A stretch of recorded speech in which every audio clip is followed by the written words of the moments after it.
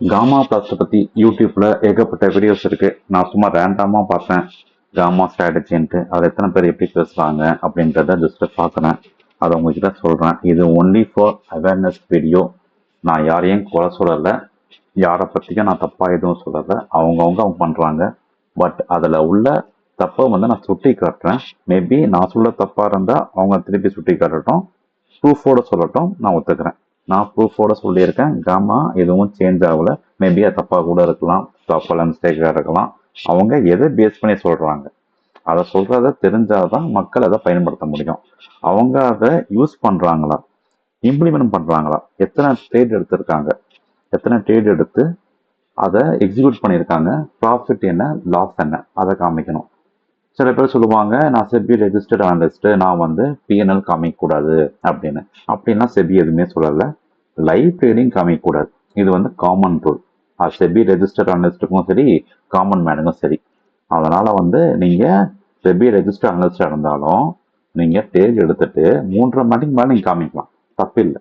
வெறுமனே வந்து வாயில் வடை சுற்றணும் இருக்காமல் நீங்கள் என்ன ட்ரேட் எடுத்தீங்க, உங்கள் அனலிஸ்ட் என்ன, எவ்வளோ ப்ராஃபிட் இருந்துச்சுன்னா அதை வந்து காமிங்க மக்களுக்கு. அப்புறமா வந்து காசு கேளுங்க கிளாஸ் எடுக்கலான்ட்டு. இப்போ நம்ம சில வீடியோஸ்லாம் பார்க்கலாமா? 5050 அப்படின்னு போச்சுன்னா நம்ம ஸ்ட்ரைக் ப்ரைஸ் எவ்வளோ ஏறும்? இந்த ஸ்ட்ரைக் ப்ரைஸ் 180 205 மாறிடும். 25 ரூபா ப்ளஸ் ஆகிடும். 50 ரூபா ப்ளஸ் ஆனால் ஸ்பாட்டில் நமக்கு 25 ரூபா தான் ஏறும். 0.5 டெல்டாக்கு.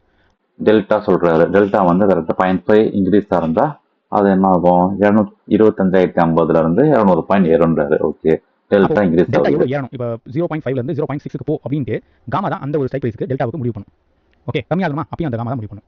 ஸோ காமா தான் இங்கே முடிவு பண்ணுது டெல்டாவை புஷ் பண்ணுறது. இதை தான் இங்கே சொல்கிறாரு. ஓகே, இதை தான் நான் சொன்னேன். காமா வந்து அப்போ மூவ் ஆகணும்ல, காமாவோட வேல்யூ மூவ் ஆகணும்ல. காமா எங்கே மூவ் ஆகுது, அதுதான் நான் கேட்குறேன். அடுத்து என்ன சொல்கிறாரு? ஓகே, ஸோ இது வந்து லோவஸ்ட் ப்ரைஸ் இந்த இடம். ஓகே, இங்கே வந்து புட் ஆப்ஷன் இருக்கலாம். 23,985 புட்டு, அது வந்து 23,940 வரைக்கும் கிட்டத்தட்ட 40 பாயிண்ட்ஸ் டவுன் ஆயிருக்கு. 20 பாயிண்ட்ஸ் கிடைக்கும் ஸ்பாட்டில் அட் பண்ணில. ஓகேங்களா? ஸோ இதுவுமே உங்களுக்கு கரெக்டாக இருக்கு. ஒரு ஹை ஷார்ப் மூவ்மெண்ட் பார்த்தீங்களா? ஓகே, ஸோ இது வந்து லோவஸ்ட் ப்ரைஸ் இந்த இடம். இங்கே லோயஸ்ட் ப்ரைஸ்ன்னு சொல்கிறாரு. இது வந்து நடந்து முடிஞ்ச சார்ட்டு. லைவ்ல இருக்கும்போது இதுதான் லோயஸ்ட் ப்ரைஸ் நமக்கு எப்படி தெரிய வரும்? யோசிங்க. நீங்கள் லைவ்ல பார்த்துன்னு இருக்கும் போது இதுதான் லோயஸ்ட் ப்ரைஸ், இங்கே எடுக்கணும், இங்கே 40 பாயிண்ட் கிடைக்கணும் தெரிய வருமா? நடந்து முடிஞ்சதுக்கப்புறம் ஈவினிங் உட்காந்து பார்த்தா பார்க்கலாம் 40 பாயிண்ட் என்ன, 50 பாயிண்ட் இறங்கிருச்சுன்ட்டு. லைவ்ல எப்படி தெரிய வரும் உங்களுக்கு? அங்கே புட் வருஷம் நீங்கள் எடுப்பீங்களா? அவர் எடுத்திருக்காரான்னு நான் கேட்குற கேள்வி அதுதான். இவர் வந்து இப்போ சொல்கிறாரு, அவர் அங்கே எடுத்திருக்காரா? புட் ஆப்ஷன் எடுத்து 40 பாயிண்ட் வந்து ப்ரூஃப் காமிச்சிருக்காரா? எதுக்கு இப்படி நடந்து முடிஞ்ச ஆட்டை வச்சு கதை பேசிட்டு இருக்காங்க? ஒரு ஹை ஷார்ப் மூவ்மெண்ட் அப்படிங்கறத நம்ம காமா பிளாஸ்ட் அப்படின்னு சொல்றோம். அப்படிங்கிறது இந்த டெல்டா எவ்வளவு ஸ்பீட்ல சேஞ்ச் ஆகுது அப்படின்னு, ஆனா எவ்வளவு ஸ்பீட்ல ஏறணும் அப்படிங்கறது நம்ம காமா வச்சு நம்ம சொல்றோம். ஆமா, வெரி ஃபாஸ்டா ரேபிடா ரைஸ் ஆக ஆரம்பிக்கும். அது என்ன ஆகும்? இந்த டெல்டா எங்க சார் ரைஸ் ஆகுது?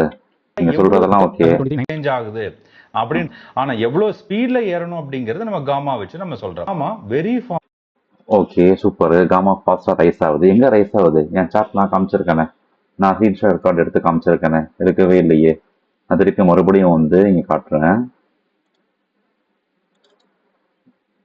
இப்போ பார்த்தீங்கன்னா இது வந்து நேற்று 12:20க்கு எடுத்த சார்ட்.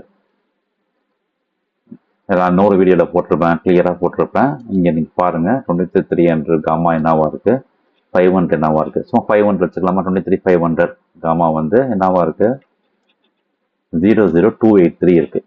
ஓகேப்பா? இப்போ நான் அடுத்த டைமில் எடுத்ததை காமிக்கிறேன். இது வந்து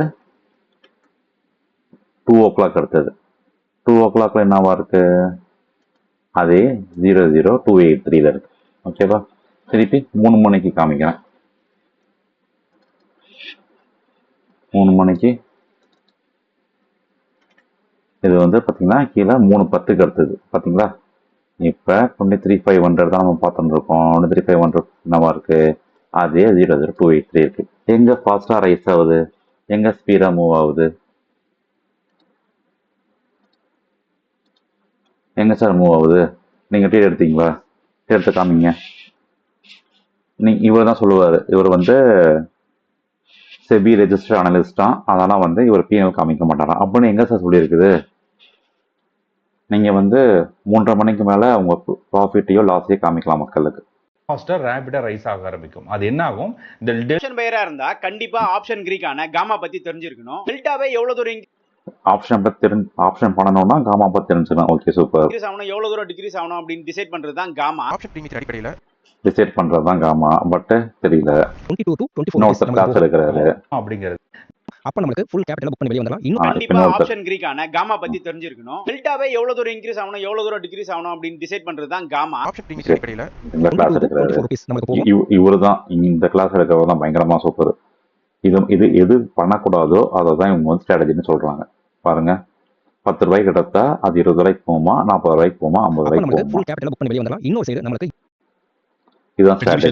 எவ்வளவு கேவலமான இன்க்ரீஸ் ஸ்ட்ராட்டஜி ஆகணும், எவ்வளவு பாருங்க. தூரம் டிகிரீஸ் ஆகணும் அப்படின்னு டிசைட் பண்றது தான் காமா. ஆப்ஷன் பிரீமியத்தின் அடிப்படையில் 22 to 24 rupees நமக்கு போகும். அப்ப நமக்கு ஃபுல் கேபிட்டல் புக் பண்ணி வெளிய வந்துடலாம். இன்னொரு சைடு நமக்கு டேட் கண்டிஷன் ஒன்னே காலுக்கு போகணுமா, 2 பக்கமும் எடுத்து வச்சுக்கணுமா, ஒரு பக்கம் வந்து போகுமா. என்ன ஸ்டூபிட்டான கான்செப்ட் இது. இதை பேஸ் பண்ணா உங்களோட பிரின்சிபல் அமௌண்ட் வந்து காலியாகும். ஒரு பக்கம் மூவ்மெண்ட் இருக்குது, ஓகே, நடந்துச்சு. நடக்கலன்னா இதெல்லாம் ஸ்ட்ராட்டஜியா? மக்களே தயவு செஞ்சு இது மாதிரிலாம் வந்து நம்பாதீங்க. स्ट्रेटजी भी शेयर करूंगा कि कैसे मैं एक्सपायरी के दिन ट्रेड करता हूं। तो ये वीडियो ट्रेडर्स के लिए आपके प्राइस में 1 पॉइंट का मूव होता है। जैसे 25,000 से 25,000 एक होता है, तो आपके ऑप्शन का प्रीमियम 0.75 से चेंज மூவ் होगा। यानी अगर ஆகும் निफ्टी 100 पॉइंट சொல்றாரு. बढ़ती है 100 रुपए முக்கியமான கணக்கு பத்தி பேச போறோம். இவர் அடுத்தது. இந்த காமா பிளாக் பொறுத்தவரை இதுக்கு முன்னாடி நிறைய பேர் இருக்கு. ஹீரோஸ் இவர் வீடியோ பாருங்களேன், கடைசி வரைக்கும் நானும் பார்த்தேன். ஆனா காமா பிளஸ் பத்தி என்னன்னு சொல்லல. கதை சொல்றாரு, வரைஞ்சு காமிக்கிறாரு, இந்த இடத்துல வந்து மார்க்கெட் டயக்ராம் வரையறாரு. 40 கிலோமீட்டர் வேகத்துல வண்டி போகும்னா 40 கிலோமீட்டர் இவர் வண்டியை பத்தி சொல்லுவாரு. கம்மி 5 கேண்டில் பார்த்தா சிபிஆர் எங்க பிரேக் பண்ணிருக்கு. அப்ப எக்ஸாக்ட்டா மார்க்கெட் எங்க இன்னும் speed பத்தி நான் சொல்லுவாரு. 18,170. அப்ப நம்ம என்ன பண்ணலாம்? எத்தனை பேரு எவ்வளவு ஓட்டின்னு இருக்காங்க, முடியல.